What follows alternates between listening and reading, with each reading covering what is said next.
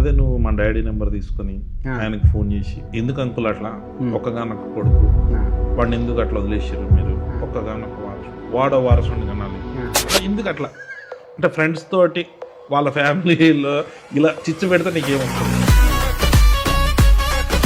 Friend మంచి కోరుకోవడం చిచ్చు అయితే నేను పెట్టిన చిచ్చే, సంతోషంగా ఉంచాలనుకోవడం చిచ్చు అయితే నేను పెట్టిన చిచ్చే.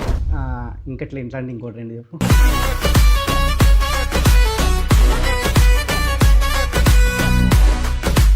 వాళ్ళు డైరెక్టర్ రావాలని నేను కోరుకోవడం చిచ్చు అయితే నేను పెట్టేది. కళ్యాణ్ జీవితం బాగుండాలి అనుకోవడము చిచ్చు అయితే నేను పెట్టింది చిచ్చే.